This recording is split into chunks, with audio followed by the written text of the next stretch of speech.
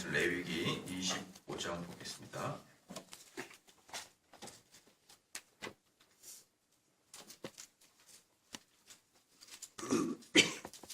레위기 25장 23절 말씀부터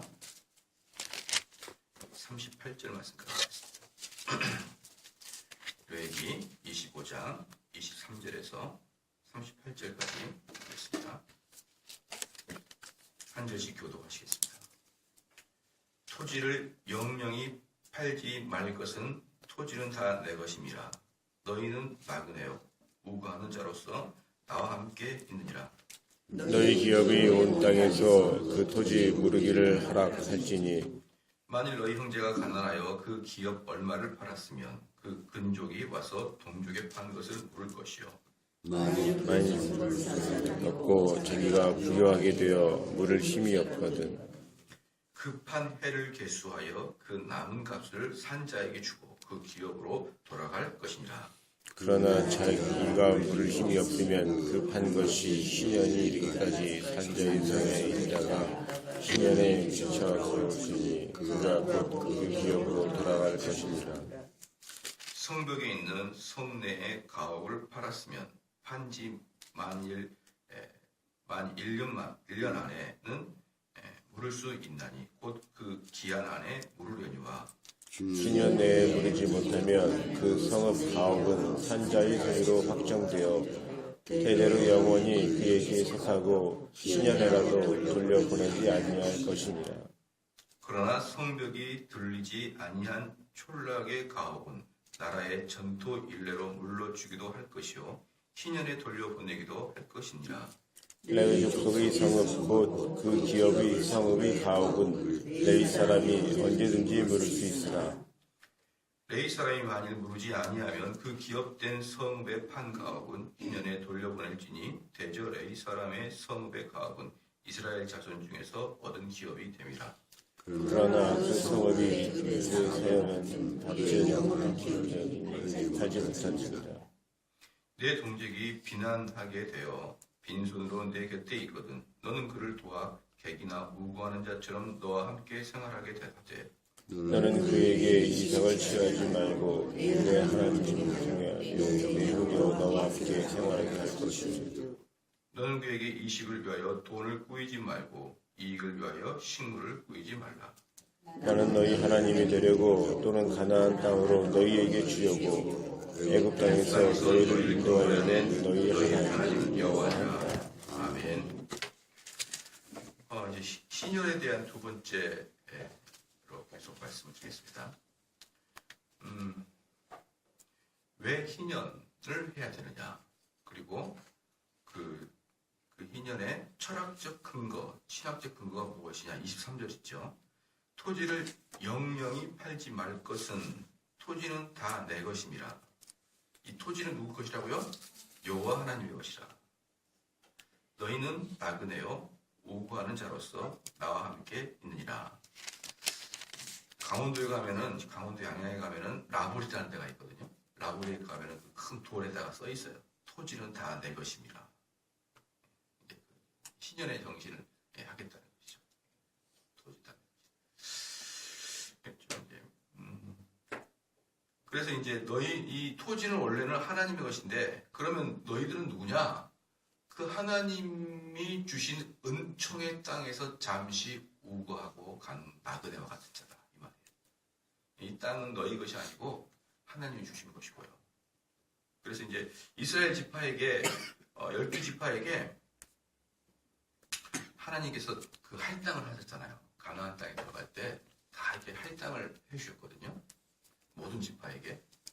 그리고 지파 안에 있는 또 모든 족속들에게 각자에게 할당을 해줬어요.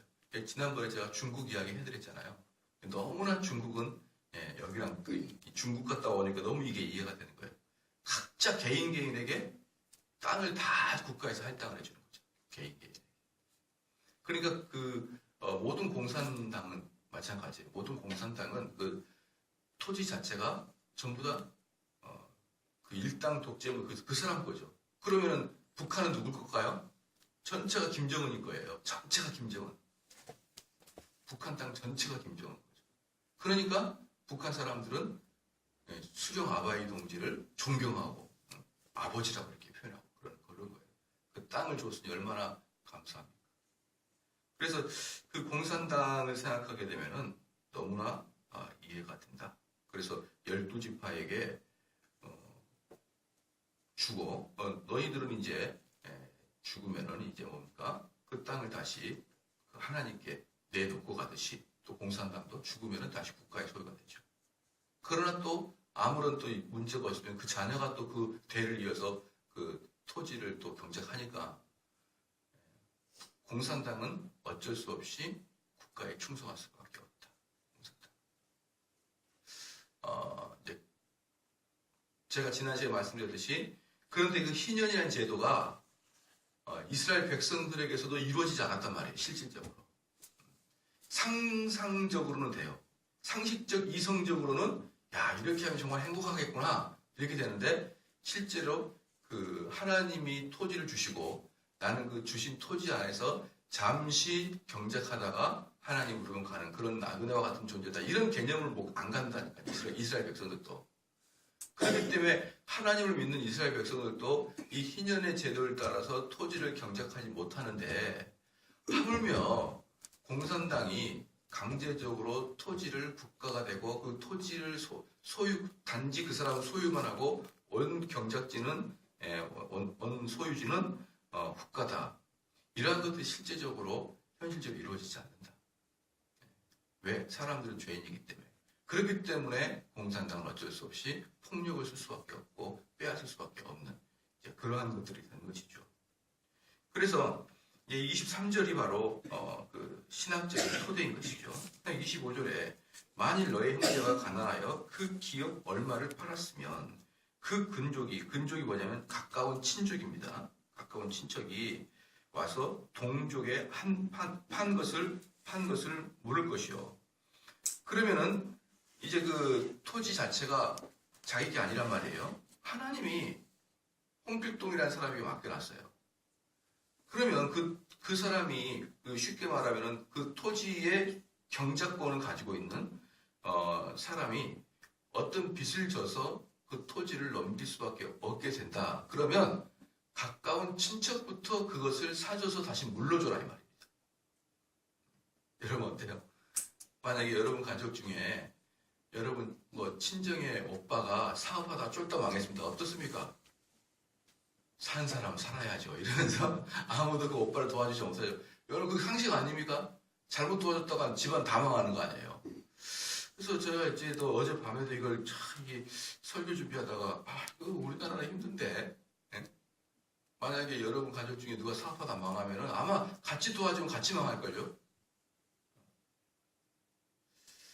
그리고 또 한 사람이 망해서 몇 명이서 같이 돕다가 그러면 얼마나 그 사람을 또 원망할까요? 없을 때. 저 인간이 저거 그렇게 하지 말라는 걸 꼭 사업을 하다가 그냥 돈 여기서 끌어들여 저기서 끌어다가 빚 보증 쓰고 이러다가 쫄딱 망했다 그냥. 근데 그렇게 되면은 어떡하냐 이 말이에요. 그런데 이제 여기서 25절에는 만일 그때 너희 형제가 가난하여 그 기업 얼마를 팔았다면 그 근족이 와서 동족에 판 것을 물을 것이요. 여기서 말씀을 해주는 것입니다. 그리고 그런데 이제 27절에 그런데 이제 뭐냐면 그 판해를 계수하여 그 남은 값을 산자에게 주고 그 기업으로 돌아갈 것이냐. 이게 뭐냐 그러면 친족 중에 쫄딱 망했다. 그래서 그 자기가 가지고 있는 토지를 줄 수밖에 없었다. 그럼 금방 찾아서 주면 좋겠는데, 금방 물려주면 좋겠는데, 그러지 못하면은 좀 기다렸다가라도 개수를 한 다음에, 지난번에 말씀드렸죠. 희년이 가까울수록 그 토지는 싸진다 그랬잖아요. 그럼 희년이 가까울수록 싸지니까, 그러면 좀 더 처음에는 무르기에 힘들면 좀 놔뒀다가 희년이 가까워지면은 그 개수해가지고 사줘라. 그래서 정 안 되면은, 그렇게 해서 정 안 되면은 희년 때까지 너희가 기다리라. 28절이에요. 그러나 자기가 물을 힘이 없으면 그 판 것이 희년이 이르기까지 산자의 손에 있다가 희년에 미쳐 돌아올지니 그가 곧 그 기업으로 돌아갈 것이니라. 그러니까 궁극적으로는 사람이 그 내 친족을 다 이제 위하다가 그래도 힘이 붙이면 궁극적으로 하나님이 돕는다는 거예요. 마지막은 하나님이 그 희년의 제도를 통해서 그 토지를 다시 원소유권자에게 다시 주겠다는 것입니다. 그러니까 어떤 겁니까? 어느 누구도 망하지 않게 하는 것이 하나님의 뜻이에요. 어느 누구도 완전하게 망하지 않게 하는 것이. 그 다음에 이제 29절에서 33절까지는 레위 지파로 나온 건데 그 비슷한 것입니다. 비슷한 것이고요. 36절부터 37절을 보면요. 36절 39면 내 동족이 빈한하게 되어 빈손으로 내 곁에 있거든 너는 그를 도와 객이나 우구하는 자처럼 너와 함께 생활하게 하되. 이게 무슨 말이냐면 객이나 우구하는 자에게 이스라엘 백성에게는 선대하라는 그런 명령을 하셨잖아요. 가난한 자에게 돕고 그것처럼 너희 친족들도 객이나 우구하는 자처럼 그렇게 성실하게 도우라는 것이죠. 성실하게 도우라. 그리고 너는 그에게 이식을 취하지 말고 내 하나님을 경외하여 내 형제로 너와 함께 생활하게 할 것인지. 지금 무슨 말입니까? 가난한 자에게는 이자 받지 말라는 거예요. 가난한 자에게 이자 받지 말라. 아예 37절에 너는 그에게 이식을 위하여 돈을 꾸이지 말고 그 이익을 위하여 식물을 꾸이지 말라. 가난한 자에게는 돈을 꾸어주되 이자 받지 말라고 아예 우리로 말하면 헌법에다가 딱 넣어버렸어요. 헌법에다가. 그래서 이 어떠한 그 책을 통해서도 가난한 자에게 이자 받지 말라고 쓴 것은 성경밖에 없습니다.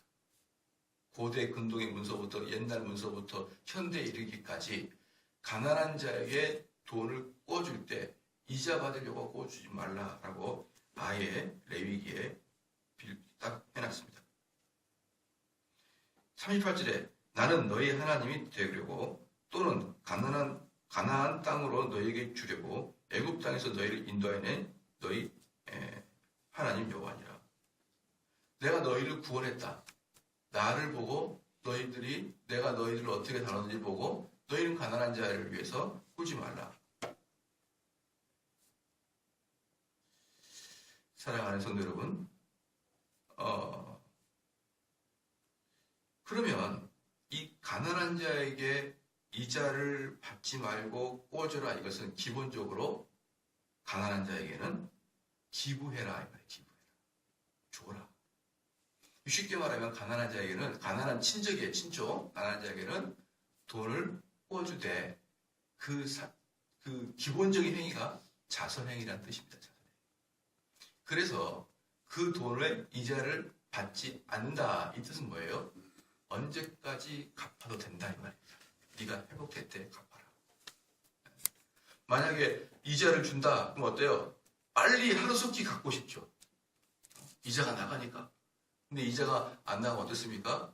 천천히 갚아라 이 말이에요. 천천히 갚아라. 그래서 가난한 자에게 꾸어주는 것은 기본적인 전제 조건이 자선행위인 것입니다. 자선행위. 그러면 우리 믿는 자들은 이자 놀이를 하면 된다 안 된다? 신명기서를 한번 보겠습니다. 신명기 23장입니다.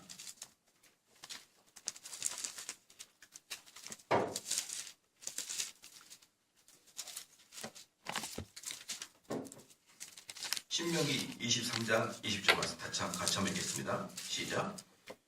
타국인에게 내가 꾸이면 이식을 취하여 가난한 언니와 너희 형제에게 꾸이거든 이식을 취하지 말라. 그리하면 내 하나님 여호와께서 내게 들어가서 얻을 땅에서 내 손으로 하는 봉사를 복을 매기리라. 타국인에게는 이자를 받아라. 부자에게도 이자 받아라. 그러나 가난한 네 형제에게는 이자 받지 말라. 이 뜻이에요.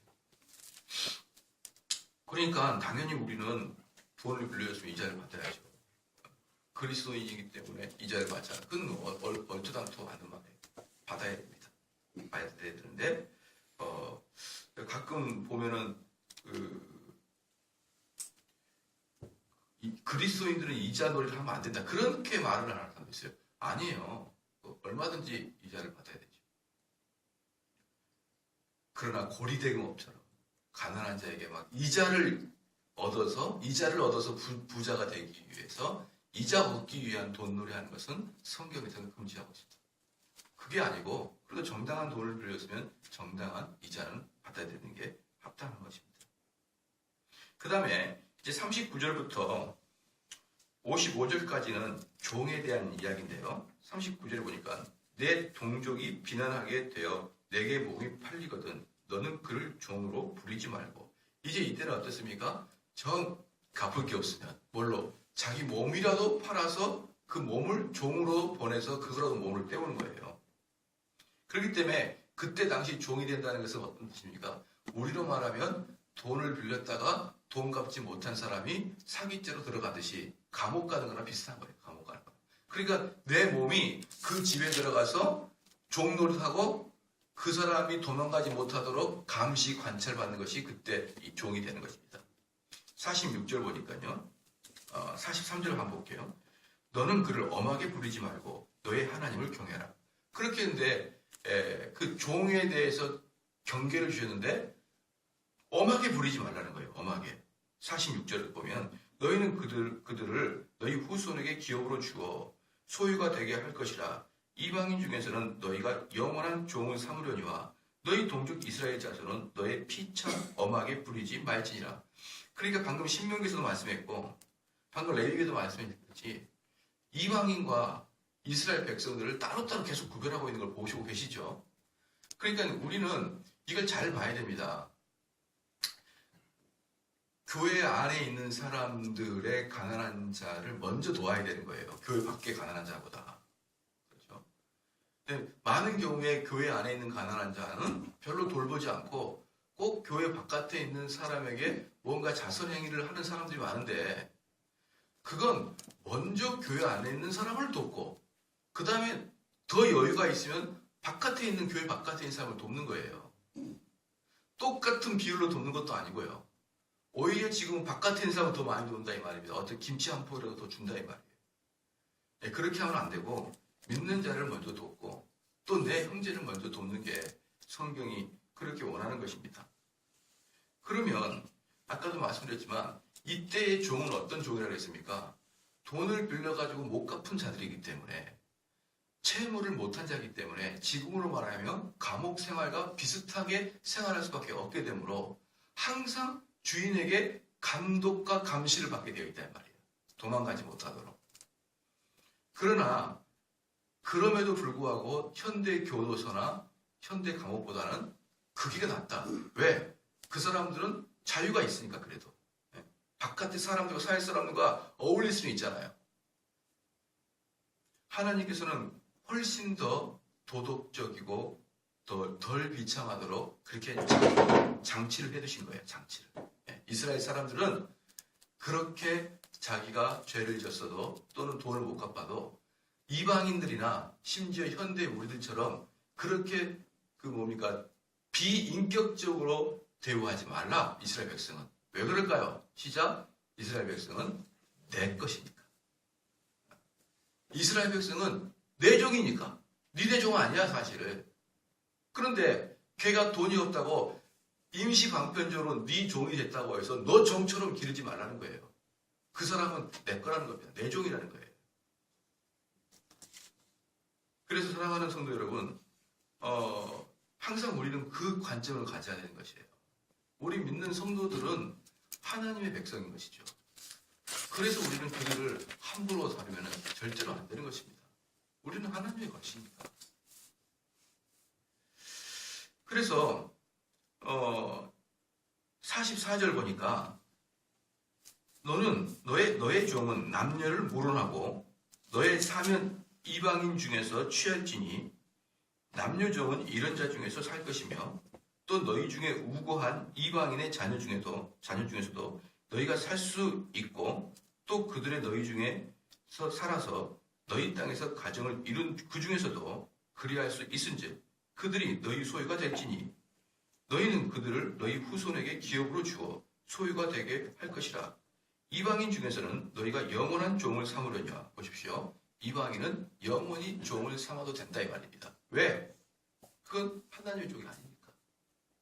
이방인은 하나님의 종이 아니니까 너가 영원히 종을 삼아라. 너에게 그렇게 빚을 많이 져가지고 못 갚으면은 어차피 너가 영원히 그 종을 삼아라. 그렇지만 어떻습니까? 너희 동족 이스라엘 자손은 너희 피차 엄하게 부리지 말지니라. 이스라엘 동족한테는 그렇게 하지 말라는 것입니다.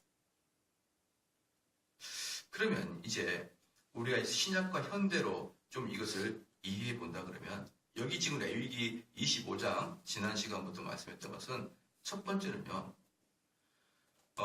사회적 정의에 대해서 우리 주님은 말씀하고 있는 것이에요. 사회적 정의. 지금 무슨 말입니까? 현대 자본주의의 가장 큰 문제가 뭐예요? 현대 자본주의의 가장 큰 문제는 대기업만 엄청나게 토지와 돈을 긁어 모을 수가 있어요. 그리고 대부분의 서민들은, 많은 서민들은 겨우 시간당 몇천 원 알바를 할 수밖에 없는 거죠. 이게 재밌는 게 뭐냐 그러면요. 이 자본주의를 그대로 그냥 시장에 맡겨버리면요. 결국은 우리는 전부 다 대기업의 손에서 다 뺏기고 말 거예요. 대기업 손에.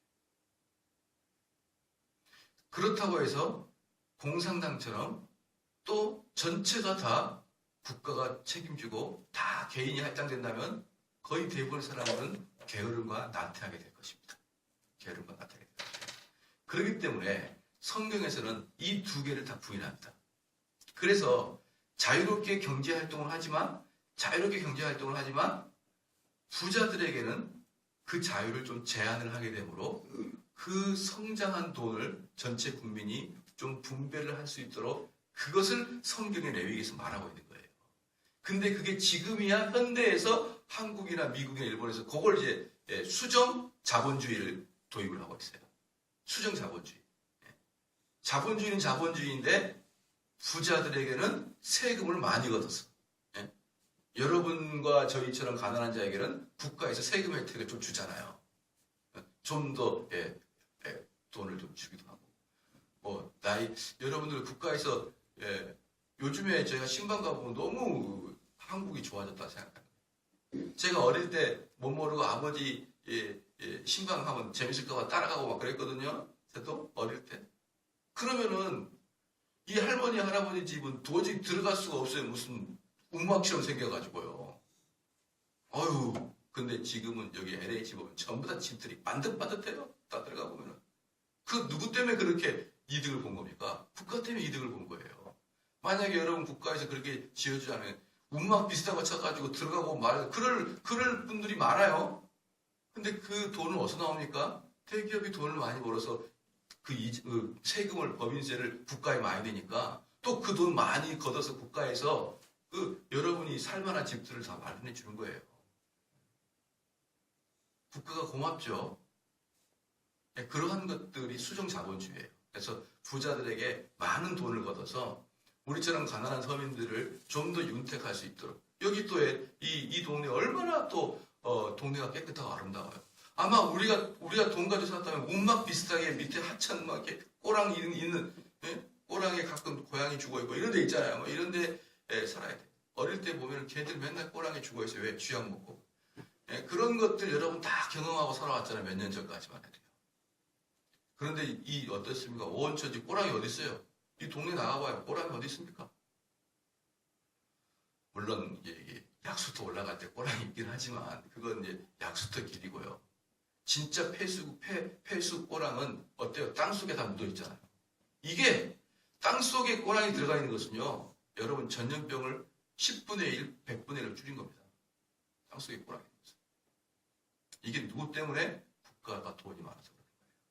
국가가 왜 돈이 많습니까? 기업체들이 돈을 많이 벌어서 예컨대 우리나라의 최고의 기업인 삼성의 수익의 90%는 해외에서 납니다. 해외에서. 우리나라에서 판매하는 삼성은 전체 삼성이 벌어든 건 10%밖에 안 돼요. 근데 그 법인세를 다 한국 정부에다 내는 거예요. 그러니까 너무 대기업도 미워하지 말고 또 그 대기업에게 법인세를 많이 걷어와가지고 국가가 그렇게 하는 것도 너무 미워하지 마세요. 예. 그러니까 실질은 돈 벌 때는 마음대로 자본주의로 벌게 하고 국가는 그것을 조금씩 컨트롤하게 되므로 수정 자본주의를 통하여 서민들에게 먹고 살게 해주는 것이 레위기에서 말하고 있는 그나마 우리에게 줄 수 있는 행복인 것이다 라는 것이 이게 얼마나 레위기가 앞서간 겁니까 도대체. 2000년대 들어서나 자본주의의 문제가 발생돼가지고 수정 자본주의로 전 세계가 들어섰는데 레위기는 어때요? 예수님 태어나시기 전 2000년 전부터 이렇게 이런 것을 레위기를 알고 있었잖아요. 엄청난 거예요. 엄청난 거. 어느 누구도 그렇게 하지 못한 거. 그 다음에 두 번째는 첫 번째는 사회 정의를 외쳤고 두 번째는요. 사회적 예배를 우리 하나님께서는 요구했습니다. 그러니까 참된 종교는요. 공정한 사회가 되게 할 수밖에 없다는 거예요. 공정한 사회. 여러분 잘 알아야 될 거냐면 평등한 사회는 공산당이 원하는 거예요. 평등한 사회. 너나 나나 평등하다. 그게 아니고요. 공정한 사회. 즉 법 앞에 평등하고 기회 앞에 평등하는 것. 내가 충청도 사람이라고 못하고 강원도 사람이라고 할 수 있고 이게 아니고 지역과 학력과 성별에 관계없이 기회를 균등하게 해주는. 저는 이 기회를 균등하게 준다는 차원에서 아마 지금은 좀 많이 하는데 나이의 제한도 풀어야 된다고 생각해요. 나이의 제한도. 그래서 예전에는 대기업 들어가려고 그러면은 나이 때문에 원수도 못 넣은 사람이 수두룩 복직했습니다. 저희가 대학 졸업할 때. 그 사람은 도서관에서 아무리 토플 시험, 토익 시험 학점 많이 나보십시오. 나이 제한 넘어가면은 원서도 못 내밀어요. 그건 너무나 잔인한 일이에요. 그건 공정하지 않다. 나이 먹은 것도 억울한데 원서도 못 내민다 그러면 얼마나 억울하겠습니까? 그래서 사회적 예배입니다. 즉 참된 종교는 공정한 사회를 반대하지 않고 그것을 추구해야 된다. 그러니까 여러분들이 그리스도인에서 어때요? 사회적 정의, 사회적 예배, 즉 공정함 이것들이 이 사회가 잘 진행이 되는지를 우리 그리스도인들은 항상 보고 있어야 되는 거예요. 항상 보고 있어야 돼요. 이건 불공정한 사회다. 이것은 정의롭지 못한 사회다. 라고 성도들은 외칠 수가 있어야 됩니다. 그 다음에 인격적 가치입니다. 레위기 19장 봐볼까요? 레위기 19장 세 번째는 인격적 가치인데요. 레위기 19장 18절 말씀이에요. 레위기 19장 18절 말씀. 자, 같이 한번 읽을게요. 시작. 원수를 갚지 말며 동포를 원망하지 말며 이웃 사랑하기를 내 몸같이 하라. 나는 여호와니라. 이게 희년의 정신이거든요. 이웃 사랑하기를 내 몸같이 하라. 이게 뭡니까? 신약 성경에 수많은 사도들과 예수님이 하신 말씀이잖아요. 그러니까 지금 그 예수님이 하신 말씀, 내 이웃을 내 몸같이 사랑하라. 이 말씀은요, 어떤 말씀이냐면 희년을 이루라. 희년을 이루라. 그렇죠? 희년을 이루라는 게 무엇입니까? 가난한 자를 도우라는 것이죠. 그럼 가난한 자를 도우라는 게 무엇입니까? 그 밑에 있는 신학은 뭐예요? 너도 이 땅에 나그네다 이 말이에요. 너가 이 땅에 마르고 닳도록 살고 그런 게 아니고 희년의 정신이 있잖아. 희년의 정신. 이 땅은 누구 겁니까? 하나님의 것이고 나는 이 땅에서 우구하는 거민이고 내가 이 땅에서 먹고 자라가는 것은 하나님의 은혜고 이게 네가 이 땅이 하나님의 것인 거 알고 하나님의 은혜 안에 살고 있다는 걸 안다 그러면 너의 동족을 네가 그렇게 함부로 대하지 말라. 이게 전체 희년의 정신이거든요. 그걸 지금 우리 예수님께서 말씀하시는 거예요. 네 이웃을 내 몸처럼 사랑하라. 이것은 내 이웃한테 잘하는 뜻이 뜻도 포함되어 있지만 좀 더 성경적으로 말한다 그러면 너 안에서 희년을 기억하고 실천하라. 이런 뜻인 것입니다. 마지막에 세 번째 메시아의 모형입니다. 메시아의 모형. 마지막 네 번째 메시아의 모형입니다. 오늘 25장 10절 말씀 봐볼게요. 25장 10절 말씀에 이것도 희년의 규례죠. 희년의 규례 25장 10절 말씀에 제 50년을 거룩하게 하여 그렇죠. 50년을 거룩하게 하니까 희년이죠. 전국 거민에게 자유를 공표하라. 그렇죠. 여기 이 자유라는 뜻이 데로르라는 히브리 말이에요. 데로르. 그럼 이 자유랑 똑같이 쓴 게 어디냐? 이사야서 61장 1절입니다. 보겠습니다. 이사야서 61장 1절.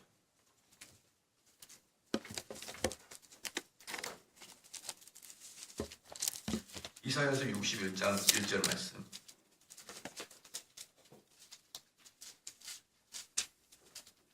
같이 한번 읽을게요. 시작. 주 여호와의 신이 내게 임하였으니 이는 여호와께서 내게 기름을 부으사 가난한 자에게 아름다운 소식을 전하려 하심이라. 나를 보내사 마음이 상한 자를 고치며 포로된 자에게 자유를. 여기서 자유가 방금 레위기의 25장 10절에 나와 있는 데로르입니다. 데로르. 포로된 자에게 자유를, 갇힌 자에게 노임을 전파하여. 이게 데로르예요. 그러니까 지금 데로르가 레위기 25장에 나와 있고 이사야서 61장 1절에 자유가 나왔는데 이 자유에 나오는 출처는 뭐예요? 희년에서 나와요. 희년. 그러니까 이 마음이 상한 희년은 어떤 거냐? 마음이 상한 자를 고치며 포로된 자에게 자유를 선포하는 게 희년인 것이에요. 그럼 이것을 그대로 사용하는 성경이 어디냐? 누가복음 4장을 봐봅시다. 누가복음 4장 18절. 누가복음 4장 18절.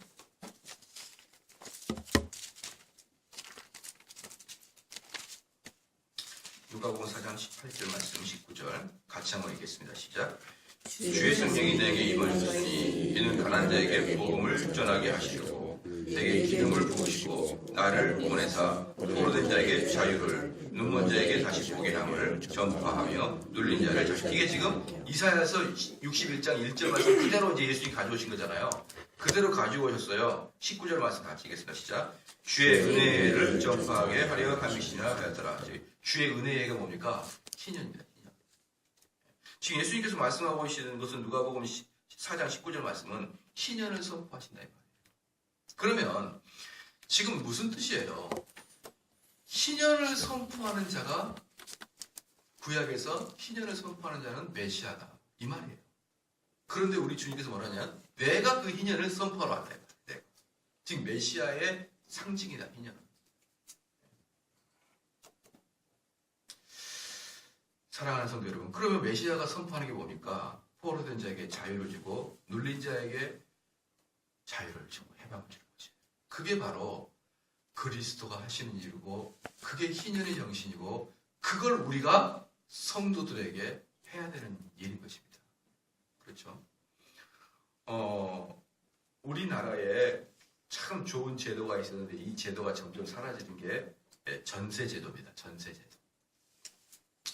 전세가 아닌 월세를 하면요. 여러분 한 번 월세로 들어가게 되면 돈 모으기가 어려운 상태가 돼버려요. 돈 모으기가.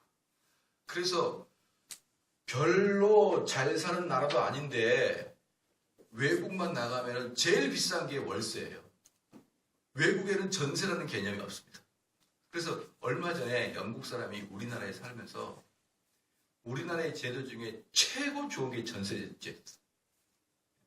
물론 집을 갖고 있는 사람 입장에서는 좀 안 좋죠.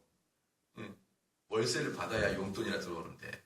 근데 집 없는 사람에게는 전세만큼 돈을 모을 수 있는 그런 게 없어요. 전세만큼. 그래서 영국 사람이 우리나라 살아보고 한국의 전세는 가난한 자가 돈을 모을 수 있는 구조다. 이렇게 글을 썼는데 역으로 우리나라는 이미 전세는 사라지고 거의 월세로 바뀌어가고 있어요. 이게 참 좀 안타깝다. 근데 또 집을 갖고 있는 사람 입장의 마음은 이해가 또 안 되는 바가 아니거든요. 네, 참 이게 좀 잘 해서 그러면 이제 이게 반 전세 반 월세 이렇게라도 해서 좀 가난한 자들이 돈을 모아서 영 가난해지지 않도록 좀 해주는 그러한 것들이 좀 필요하지 않느냐. 오늘 이제 제가 레위기 25장을 하면서 희년을 마무리하면서 여러분에게 희년의 정신을 같이 좀 나눴습니다. 이 정신을 가지고 생활하게 주님을 축원합니다. 기도하시겠습니다.